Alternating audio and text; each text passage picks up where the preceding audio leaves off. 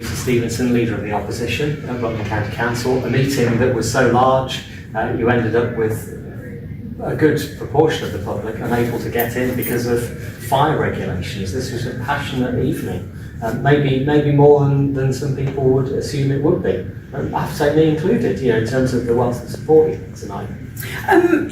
Yeah, I mean, I could say I'm not unsurprised because actually a huge number of people care passionately about the county of Rutland, and the whole reason for calling this special council meeting was to have that formal response after the government announcement, which even by various councillors comment, oh well, it was the worst option for Rutland, and that's why we thought it's so important to call a special meeting at a monumental moment in Rutland's history.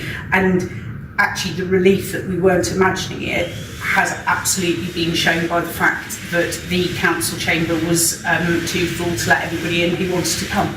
And despite the fact that not all the councillors were here, to have unanimous support on the second and almost unanimous on the first motion is quite a moment in history, really. Yes, and certainly you may have heard in my summing up, I think for all of us, we actually have different Rutland stories, whether we're new into the area, been here for years, but actually it felt very emotional on the 16th of July to imagine Rutland no longer existing, and it never was enough for me to say, oh, it will live on in our hearts. No, we want it to live on properly, because actually at some point we won't all be here. And so this evening I was so pleased that the council came together regardless of political, different political parties. We all united in a very common cause, which is let's fight for Rutland, which is wonderful.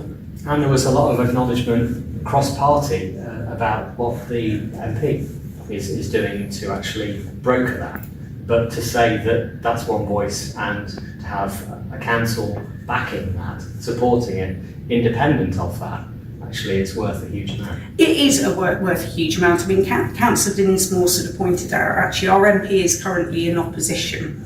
And I think that, yes, obviously we need our MP representing Rutland, but on this it also needs to be the county council, because otherwise there's a risk at government that, oh well, it's the MP in opposition making a bit of fuss, which actually the council's ambivalent about. And I know that that's not true when you hear all of the different members speak. However, this resolution this evening has enabled that unequivocal position to be sent to the Secretary of State in no uncertain terms.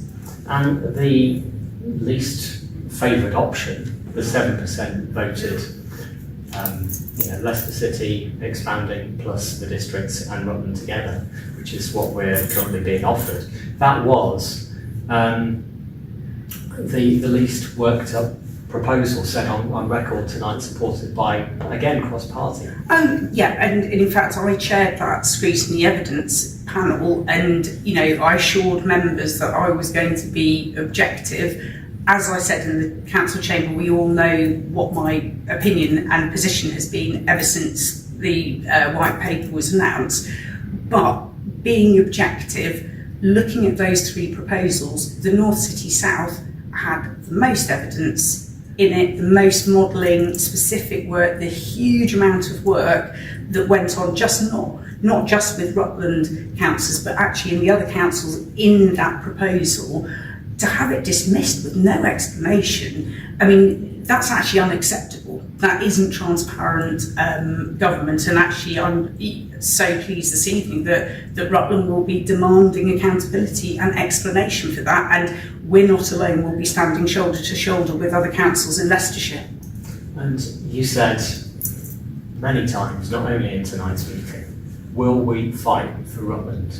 Do you feel we've reached that point now? Yes. I think we have. As I said in my summing up, I understood the option of actually, if we work with government, if we're reasonable, if we acknowledge their concerns about a small unitary, and I didn't agree with it, but I understood it. But I hope now that we can see that sort of, oh, we'll work with them, actually we're not being listened to. So now we need to go for broke, we need to fight for our county, we need to be articulate, united and strong. This is Rutland.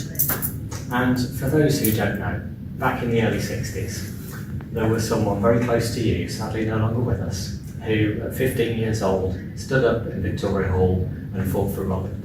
That was your dad. Yeah, that was my dad, and I'm very mindful that it gets personal, but I know that my father, if he was still alive, would have been making a deputation, even though sadly not re-elected in 2023, he would have been making a deputation. I am my father's daughter, and I'm proud to be carrying on that torch.